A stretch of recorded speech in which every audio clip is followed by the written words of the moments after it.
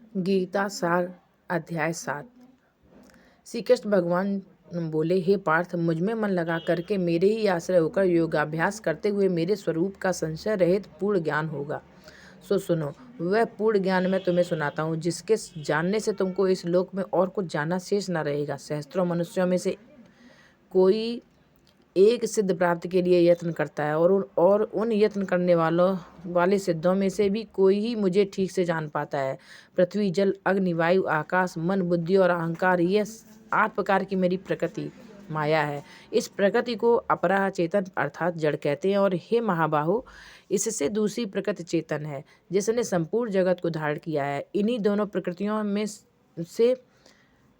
प्रकृतियों से सब प्राणी मात्र उत्पन्न होते हैं, ऐसा जानो। यह प्रकृतियां हमसे ही उत्पन्न हुई हैं। इस प्रकार जगत की उत्पत्ति और प्रलय का कारण मैं ही हूँ। हे धनंजय, धागों में जिस प्रकार मणि पिरोई जाती है, उसी भांति यह संसार मुझ में ही गुथा हुआ है, मुझसे परे और कुछ भी नहीं है। हे कुंती पुत्र, जल में रस मैं ही हूँ, चंद्रमा और सूर्य में प्रभा मैं ही हूँ, सब वेदों में प्रणव मैं ही हूँ, आकाश में शब्द और पुरुषों में पुरुष मैं ही हूँ। हे अर्जुन, पृथ्वी में जो सुगंध है तथा अग्नि में जो तेज है।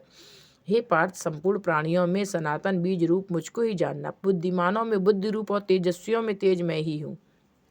हे अर्जुन, काम और रोग रहित बलवान पुरुषों में बल और पुरुषों में धर्म के विरुद्ध न जानने वाला कर्म मैं ही हूँ। जितने सात्विक, राजस, तामस पदार्थ हैं, वे सब मुझसे ही हैं, उत्पन्न हुए हैं, परंतु उनमें मैं नहीं रहता हूँ। ये सब मुझ में है। सत्य, रज, तम, ये तीनों गुणों के प्रभाव से यह सारा संसार मोहित रहता है। इस कारण यह इससे परे मुझ अव्यक्त परमात्मा को नहीं जानता। मेरी यह गुणमयी और दिव्य माया अत्यंत दुष्कर है। जो मुझको अनन्य भाव से बचते हैं, वे इस माया को पार कर जाते हैं। जो प्राणी मूढ़ नराधम माया ने जिनका ज्ञान हर लिया है और आसुरी भाव ग्रहण किए हुए हैं, मुझको नहीं पाते। हे भारत श्रेष्ठ अर्जुन, 4 प्रकार के जीव मुझको भजते हैं। दुखिया, जिज्ञासु, ऐश्वर्य की कामना वाले तथा ज्ञानी, जिनमें मुझे सदा एकाग्रचित और केवल मेरी भक्ति करने वाले ज्ञानी पुरुष श्रेष्ठ लगते हैं, क्योंकि मैं ज्ञानी को अत्यंत प्रिय हूँ, वह मुझको प्रिय है।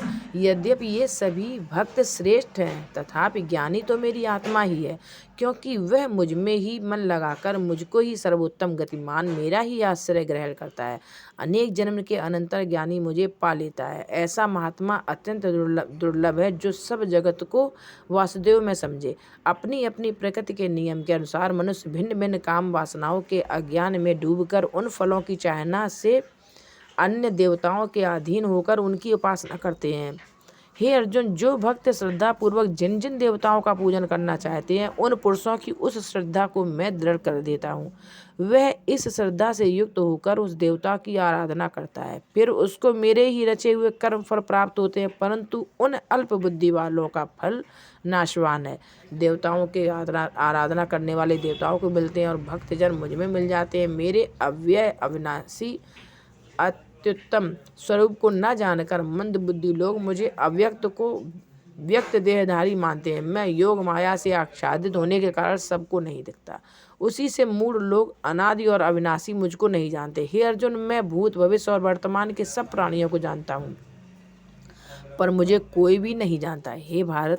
हे परंतप, इच्छा और द्वेष से उत्पन्न होने वाले सुख दुख आदि द्वंद्वों के मोह से जगत के सभी प्राणी भ्रम में फंस जाते हैं। जिन पुण्यात्माओं के पाप नष्ट हो गए हैं, वह पुरुष द्वंद्व के मोह से छूटकर दृढ़ निश्चय करके मेरी भक्ति करते हैं।